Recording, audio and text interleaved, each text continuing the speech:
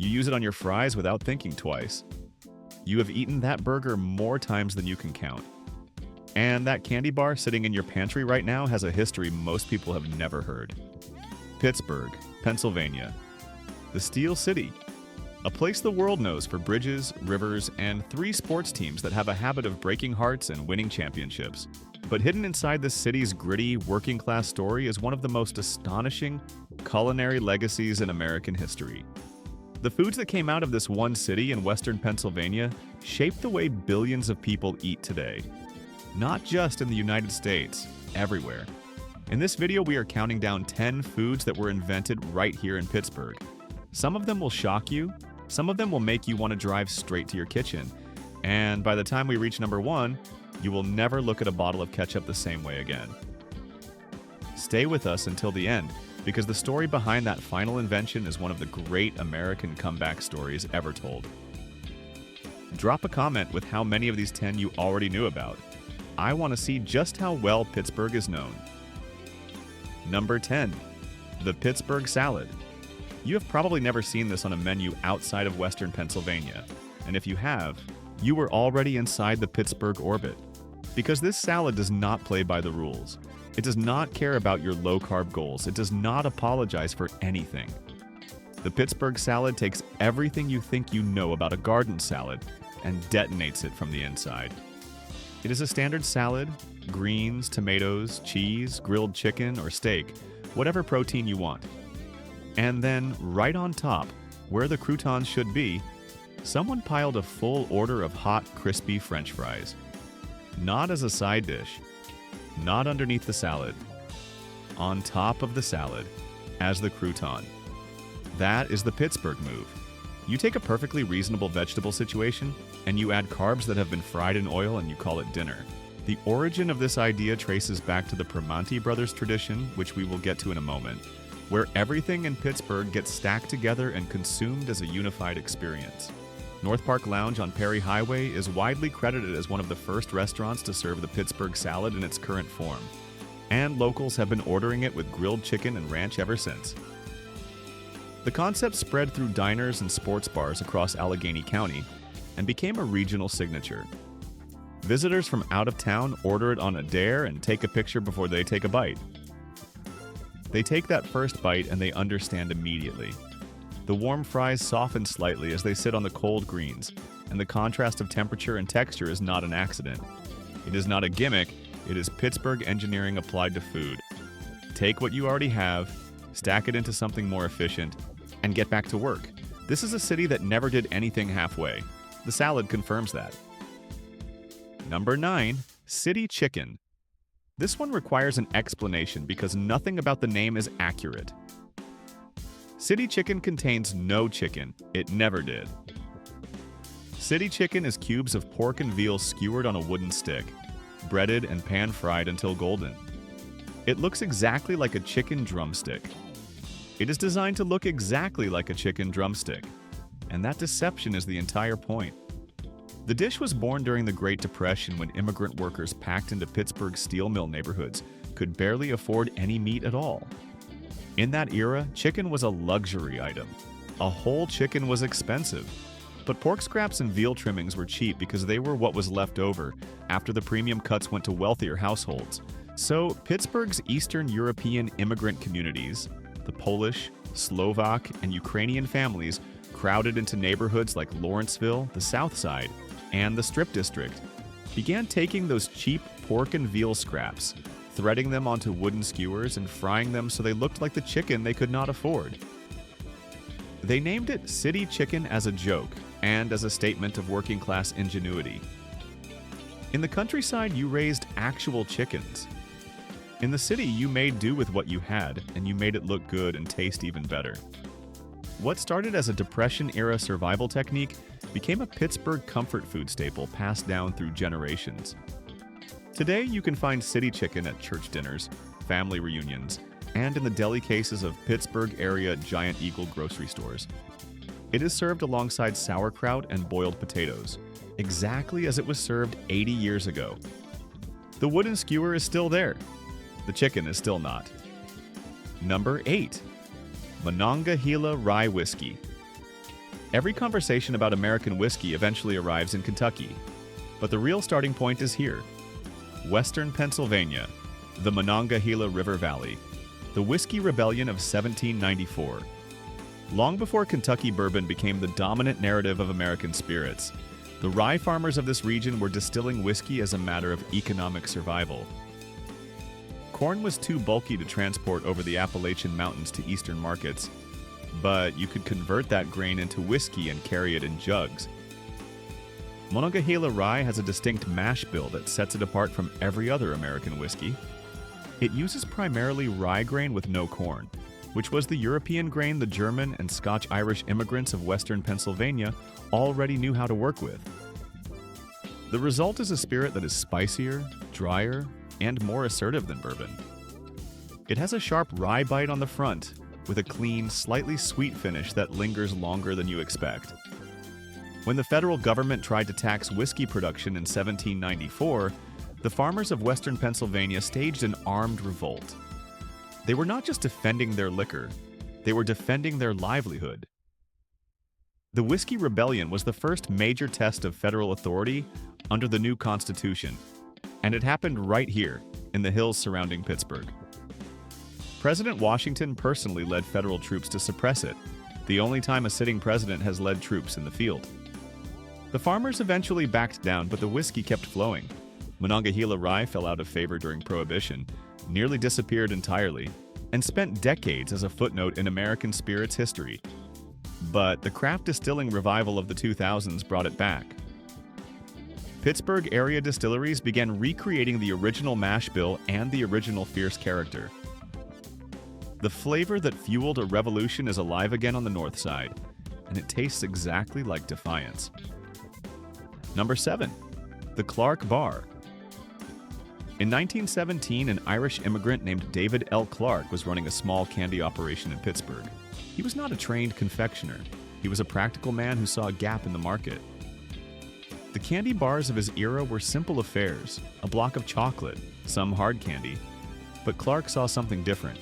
He saw an opportunity to combine textures in a way that had never been done before. What he created was the first true combination candy bar in American history. The Clark Bar has a core of crispy peanut butter flavored taffy wrapped in a layer of caramelized ground peanuts, then coated in a thin shell of milk chocolate. The 3 layers interact in a way that is completely different from any single texture candy bar. The crunch of the peanut layer gives way to the chew of the taffy center, and the chocolate ties everything together. It was originally sold for 5 cents. American soldiers in World War I received Clark bars in their ration packages, which turned it into a national product almost overnight. At its peak, the Clark bar was one of the top-selling candy bars in the United States. The factory on Pittsburgh's north side ran continuously for decades. Then the company changed hands. The caramel center was altered. The factory moved. The bar became harder to find, then harder still. For a generation of Pittsburghers, finding a Clark bar became a small treasure hunt. In 2018, the Boyer Candy Company of Altoona, Pennsylvania, purchased the original recipe and the original production equipment and began making Clark bars again the right way, with the caramel center restored and the original proportions intact. The bar is back. The original recipe is back. Pittsburgh's first great candy invention is back on shelves, exactly as David Clark intended it more than 100 years ago. Number 6. The Pepperoni Roll. Nobody who grew up outside of western Pennsylvania or northern West Virginia fully understands the pepperoni roll until they hold one in their hand for the first time. It is not a pizza, it is not a calzone, it is not a hot pocket. The pepperoni roll is its own thing entirely. It is a soft, slightly sweet white bread roll baked with sticks of pepperoni embedded inside, so the fat from the meat renders during baking and saturates the bread from the inside out. The result is bread that is pillowy on the outside, orange tinted from the pepperoni grease on the inside, and deeply savory in a way that has nothing to do with any sauce or seasoning. Just meat. Just bread. Just the chemistry that happens when you bake them together. The pepperoni roll came to Pittsburgh and the surrounding coal mining regions in the early 1900s as a direct response to the needs of immigrant miners who needed a lunch. They could carry into the mines and eat without utensils, without refrigeration, and without making a mess. The first known commercial pepperoni rolls were produced at the Country Club Bakery in Fairmont, West Virginia, in 1927. But Pittsburgh's Italian immigrant communities had been making similar versions at home for years, and the bread bakers of the Strip District became its primary commercial producers. Mancini's Bakery on Penn Avenue in the Strip District is still one of the most beloved sources in the city. You buy them warm. You eat them over the sink because the grease runs down your arm and you do not care at all. Number 5. The Burnt Almond Torte. Every city has a cake it believes is the best cake in the world. Pittsburgh is correct. The Burnt Almond Torte from Prontel's Bakery in Shadyside has been described by national food publications as the greatest American cake in existence. And anyone who has eaten one understands why that statement is not hyperbole. This is a cake that rewards patience and refuses to be rushed. The foundation is layers of moist yellow butter cake, baked until perfectly tender and light. Between the layers is a smooth, dense custard cream filling that is rich without being cloying or heavy. The exterior of the entire cake is entirely coated in caramelized almond slivers that have been toasted until they are deeply golden brown, right at the edge of being burnt, which is exactly the point and exactly the reason for the name. The slight bitterness of the near-burnt almonds against the sweet cream filling creates a flavor contrast that is unlike any other cake in American baking. Nobody else does this. Not New York, not New Orleans, not San Francisco. Pittsburgh does this. Prontel's Bakery has been making this torte since its founding, and the recipe has not changed. They sell it whole in slices, and they ship it nationally because the demand from former Pittsburghers living elsewhere eventually became impossible to ignore. The bakery takes over the phone orders during the holidays, and the line of people waiting outside on birthdays and special occasions stretches down the sidewalk on Walnut Street. Nobody orders a piece and shares it. You order your own piece. That is not greed. That is respect for the cake. If you have never had one, you need to fix that problem immediately. Number 4. The Primanti Brothers Sandwich. Every city has a signature sandwich. Pittsburgh's is in a different category entirely. The Primanti Brothers Sandwich is not just a sandwich. It is a structural argument about what a sandwich can be. It is a philosophical position on efficiency, excess, and the dignity of the working man. Joe Primanti opened a small cart in Pittsburgh's Strip District in 1933 at the height of the Great Depression. He was feeding truck drivers and shift workers who unloaded produce in the warehouses along the Allegheny River. These were men who had no time to sit down. They needed a full meal they could eat with one hand while keeping the other hand available. Joe Primanti figured out how to give them that. The sandwich starts with thick slices of Italian bread from Mancini's Bakery. Grilled meat goes on first, then melted provolone, then sliced tomatoes, then a pile of fresh-cut French fries, then oil and vinegar coleslaw on top of the fries. Then the second slice of bread presses everything down. In one object, you have your entire meal. Your protein, your starch, your vegetable, your side dish, all between 2 slices of bread, all eaten from one hand. The legend says that one night a truck driver arrived with a load of potatoes. Joe DePryder, who ran the kitchen, sliced them up and fried them. The smell drew customers who asked for some, and DePryder threw them on the sandwich. Whether that story is exactly true or not, the result is the same. A sandwich so practical and so filling that it outlasted the Depression, the decline of Pittsburgh steel, and the entire 20th century. The original location at 46 18th Street in the Strip District is still operating. The James Beard Foundation named Primanti Brothers an American classic. Presidents have eaten there. Draft picks from the Pittsburgh Steelers make a pilgrimage there when they arrive in town. Joe Primanti would not understand the fuss. He would just hand you a sandwich and tell you to eat it over the table. Number 3. The Klondike Bar. What would you do for a Klondike bar? If you grew up in any era of American television, you know that jingle. You know that silver wrapper. You know exactly what it is. A square of vanilla ice cream dipped in a hard shell of real milk chocolate that snaps when you bite through it. Simple. Perfect. Invented in Pittsburgh.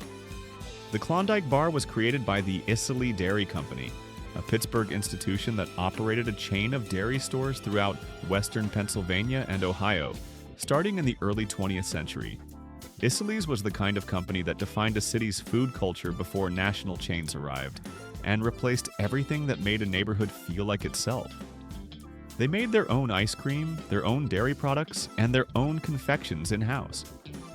The Klondike Bar emerged from their kitchens as a premium ice cream product that used high-quality chocolate coating and real vanilla ice cream, positioned as a treat rather than just a snack. Isaly's stores became the neighborhood social centers of Pittsburgh's working-class communities. You went to Isaly's after school. You went to Isaly's after a game. The Klondike Bar became such a dominant product that when Isaly's eventually sold the brand in the 1980s, the bar went national. Today, it is owned by Unilever and sold in more than 30 countries.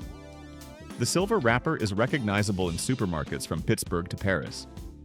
But it started in a Pittsburgh dairy company's kitchen, made by the same people who invented chipped chopped ham, the same people who built their dairy stores into the fabric of Steel City neighborhoods one ice cream bar at a time.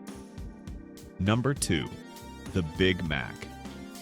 You have eaten this burger. You know it by the jingle. 2 all-beef patties, special sauce, lettuce, cheese, pickles, onions on a sesame seed bun.